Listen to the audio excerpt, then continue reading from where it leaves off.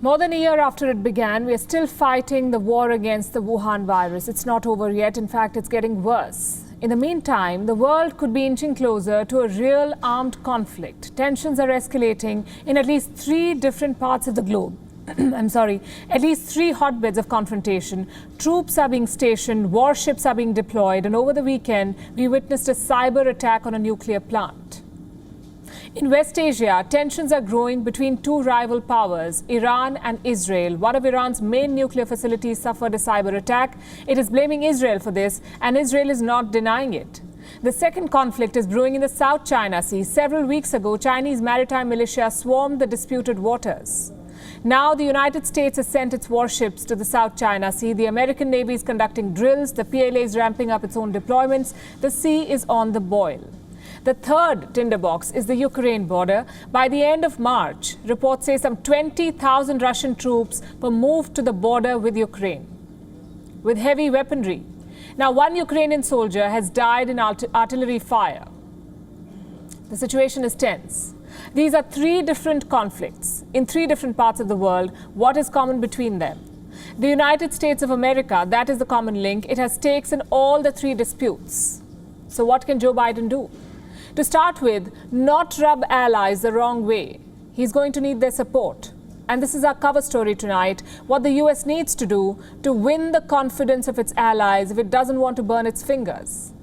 Let's begin with what's happening in West Asia. Iran has a major nuclear facility in Natanz. On Sunday, it saw a blackout. This is the facility we're talking about. It's a uranium enrichment site. It is located about 250 kilometers south of Iran's capital, Tehran. Now, this site has been very active in the past few years. That's because Iran has been ramping up its uranium production. In 2018, US President Donald Trump walked out of the nuclear deal with Iran, and in response, Tehran started enriching uranium. Enriched uranium can generate power, as you know. It can also be used to make nuclear weapons. So on Sunday, a cyber attack happened. There was an outage. Iran has lost a key production facility. At least for the next 9 months, it's not going to work. Iran calls it an act of sabotage, and it blames Israel for this. Various sources confirm that the Zionist regime was behind this incident. However, I am pleased that there have been no human casualties or environmental harm. Iran's answer will be to take revenge against the Zionist regime at the right time and place. Iran is also calling this, quote-unquote, nuclear terrorism. Another official said this outage, and I'm quoting again, is a crime against humanity. As I said, it could take 9 months to restore production at the Natanz facility. Iran has vowed revenge. What about Israel? What is Israel saying? Nothing. Neither denying a role nor taking responsibility for the outage. And that is not surprising. This is how Israel operates. It never confirms or denies any such operation. The Israeli media, on the other hand, has a lot to say about this. They're widely reporting that Israel orchestrated this cyber attack. And it gets even more interesting.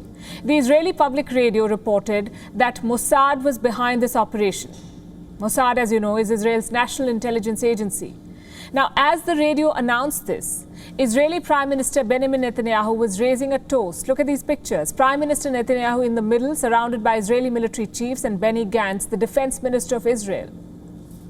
What do you think they were celebrating? Netanyahu has not taken responsibility for the attack. Perhaps he did not have to. The pictures say it all.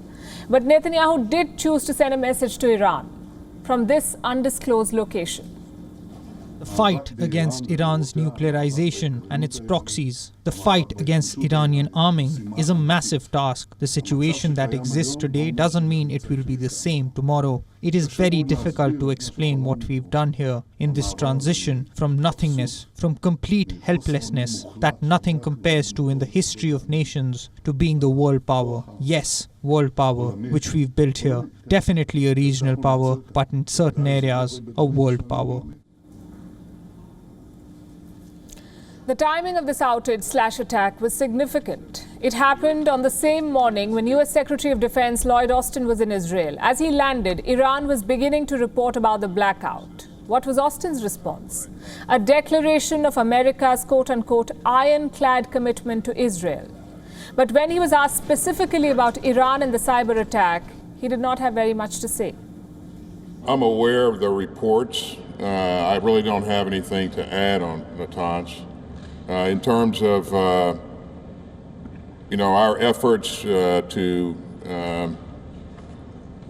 engage Iran in diplomacy on the JCPOA, those efforts will continue, and I'm very obviously supportive of the President's efforts to negotiate a way ahead there. And I'll just leave it at that. So. The cyber attack has put the American administration in a difficult position. A week ago, remember, the United States and Iran began discussing a truce in Vienna. And Israel was not happy about this. It doesn't want the nuclear accord to be revived. It doesn't want Joe Biden to be talking to the Iranians. Now, what is Israel's problem with Iran? In a nutshell, existential. Both countries have vowed to wipe each other off the face of the earth. Now, with this attack, or outage, Israel seems to have sent a message to Washington that it is determined to stop or delay any efforts to restore the Iran nuclear deal. The hardliners in Tehran are going to push for revenge. This could complicate any further negotiations for America.